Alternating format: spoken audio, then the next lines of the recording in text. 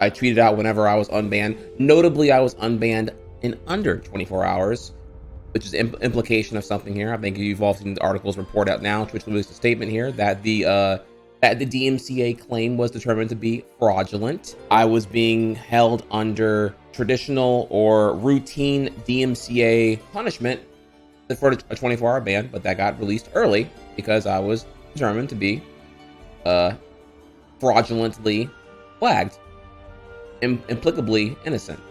So here we are now. So last night was the last Democratic debate before we are entering Super Tuesday. Again, for context here, Super Tuesday is when 14 states have their Dem primary voting simultaneously. Why things are that way, I'm not quite sure, but it does lead to a lot of emphasis on who's winning the early states. The South Carolina is our 4th state that's happening this Saturday, I believe.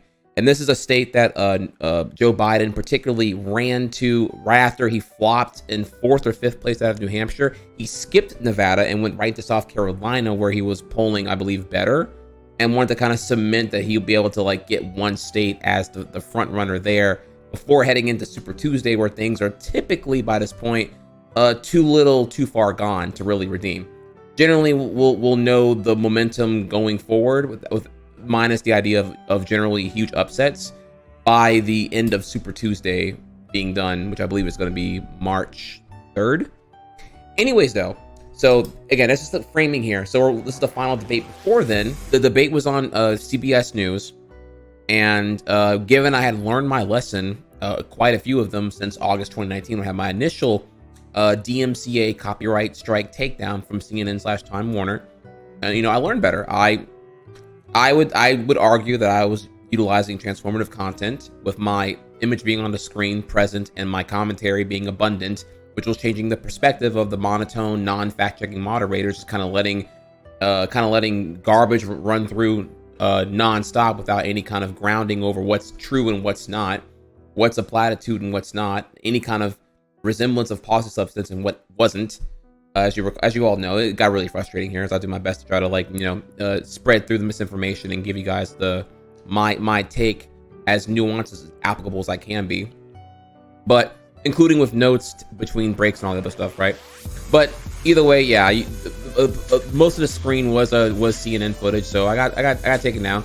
I take the L there and I hold that. So I got a copyright strike in August 2019 for not having, well, I guess in general for using property that wasn't mine, aka the privatized Democratic debates, which is already kind of questionable that public election stuff is able to be privatized at all in the first place. It's already kind of like absurd and bonkers. But that aside, I digress here. We'll move on from that. I no longer use the footage of the debate. Instead, I encourage everyone to go watch, and I don't want to be in competition of you not watching their streams and feeds. That way you're getting their ads. So I tell everyone, hey, look, I'm only here to give you the subtitles, the transcript of what's being said. That way you can synchronize with what I'm reacting to what's being said. So you can have me on one tab off screen or on a different monitor, and you have the source footage from their intended sources visible on your screen. I am not a hindrance to their ad. I'm an enhancement to the experience. And that's worked pretty well since September, because the title says here, I refuse to be silenced. So we did that, and that has worked pretty well. I made it abundantly transparent with please watch the debate on cnngo.com or cbsnews.com/live or whatever it may be, right? It was also the same thing for last night. Only the bottom 20% of the screen at most was visible, just to show the subtitles. That way you can synchronize and you would know what I was watching and synchronize with that when you're watching on CNN. It's impossible to get comprehensive context because I was not utilizing the audio, and only the YouTube generated subtitles were visible on the screen, just so that you knew where I was. People would yell at me to reload because I was behind on the delay or whatever it may be. They're about 2 hours long, and about a little under 90 minutes into the debate, I got taken down. Along with 7 other broadcasters, and that was the DMCA strike. I had acquired a second copyright strike against my channel for utilizing content I had permission to use. Even though I did not have audio and I only had subtitles visible, they still determined. And also, the complete call to action top of screen here said, go watch at cbsnews.com. So there could be an argument made here that I wasn't using anything. I mean, are we going to argue here that subtitles are a transcript / subtitles that were that are auto generated by English audible silence from YouTube is copyright content for CBS News?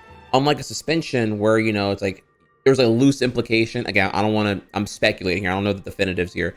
That you get one suspension. It's like, you know, it could be 1 day, it could be 3 days. You get 2, it could be 3 days, could be 7 days, or 30 days.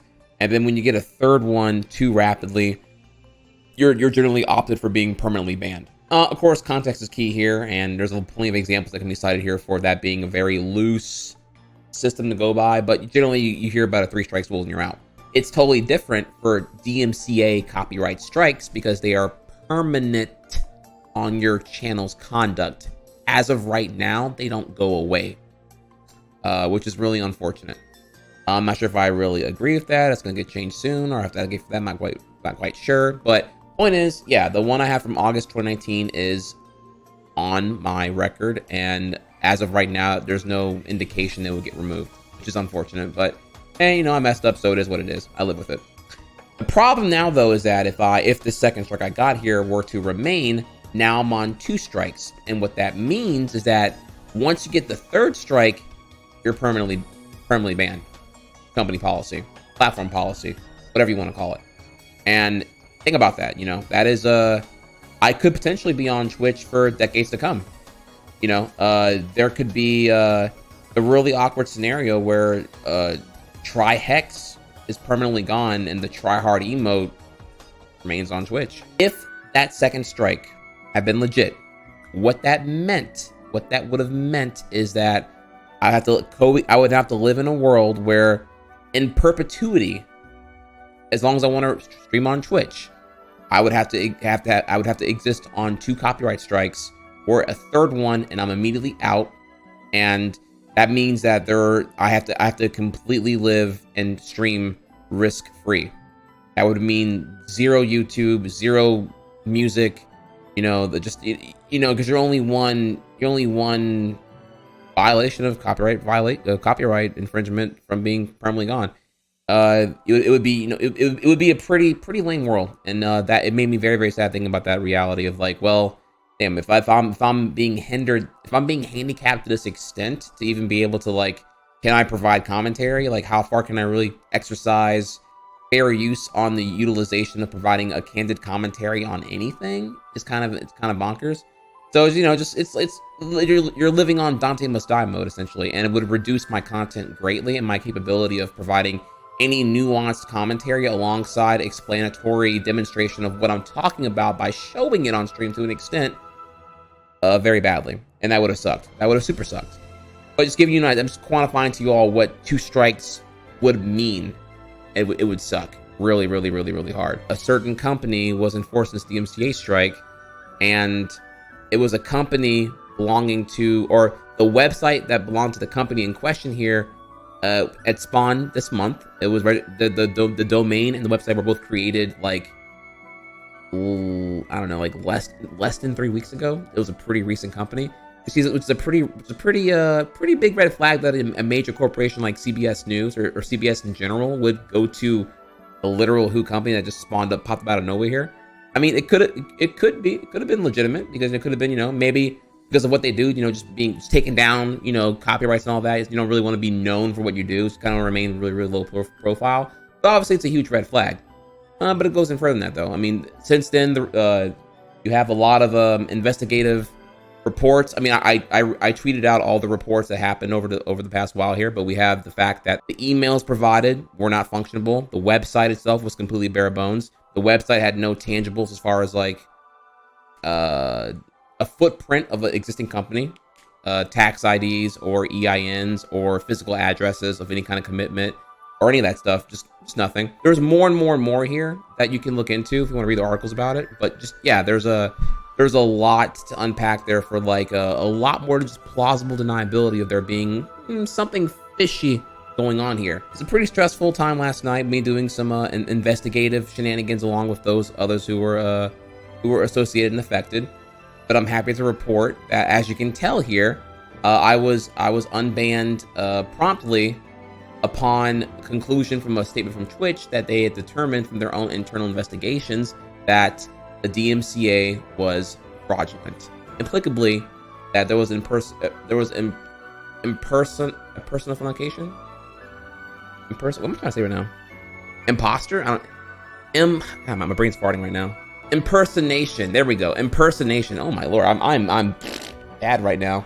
Yeah, we have implications that there was some impersonations going on here of pretending to be a company repping for CBS News with minimal tangibles as far as legitimacy goes, and just out to, like, you know, attack, I'm guessing, a pattern of leftist, I don't know, lefty streamers who all stand Bernie Sanders or whatever it may be.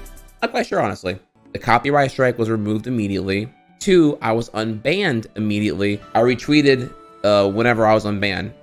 No word here because it was not 24 hours as a spec to, you know, clean your channel out of all the infringing content that you were initially copyright striked for. But now that you know that that we innocent and that I was victimized. But let's go over the tweet in question here. So obviously, when I first got banned, here was the tweet I made in raw emotion. Super unfair. I didn't use audio and only show subtitles to sync watching your programming, referring to CBS News. Democracy at its finest. Privatized events for public election and then throw their weight around to bully. Unreal. Dude, I was tilted. That was a raw tweet from the gut, and I was like, no, fuck it, sin, dude. Done. If we move on to what I've tweeted since then, I want to give credit where credit is due. I do want to thank Twitch for opting to investigate the legitimacy of the DMCA claim last night, determining a conclusion and unbanning me early as a reflection of noted fraudulence. That's important. When these kind of things happen and you have to, like, prove your innocence here, it gets pretty obnoxious here. You for a lot of people, y'all, it's pretty wild when you're battling these corporations at face level value or any kind of opposition for DMCA stuff. You gotta lawyer the fuck up, dude. So thank you, Twitch. And let me explain why. It's because there are some assumptions probably built in here. In order for me, there was no obligation from Twitch to prove that the DMCA was submitted by a fraudulent person pretending to be a representative for CBS News. That is not Twitch's obligation to look into legitimacy of. However, they chose to, on their own accords, utilizing their legal team from their official statement that they released here, they decided to look into it, investigate it, and determine from their own conclusions that it was fraudulent, and that they would come back and hold the liability to determine that it was fraud back to removing the copyright strike on my account, leaving me in good conduct as high as I can be right now. They did that. If they didn't do that, it would be me, having to, like, lawyer the fuck up. And I mean, who even knows, right? I mean, it could start at $5,000, could be $25,000. I don't know what that kind of shit would cost to even, like, get that looked into by a lawyer / attorney to determine that I am innocent. And what that would mean is, like, during that time, while said lawyer would work on getting to this point, I would have 2 strikes. So I would be on thin ice. There would be no music. There would be no nothing. I would be, like, terrified. I would practically be terrified to stream. Because it's just like, I'm a glass cannon, you flick, think about it. I make one wrong move, another DMCA, I am permanently banned for decades to come, forever. Hypothetically, I could be the first Twitch boomer. I could be on this shit until my left lung gives out, and I'm telling the Giga Zoomers to, like, take their iPhone 40s and go show up their ass or whatever the fuck, right? So yeah, so once again, big ups to Twitch. Thank you for having my back as I have yours. So that was very appreciative of them. So we're good. So just to clarify, yes, the DMCA strike was removed. We are back on good conduct, everyone. We are back, and I refuse to be silenced. So here we are.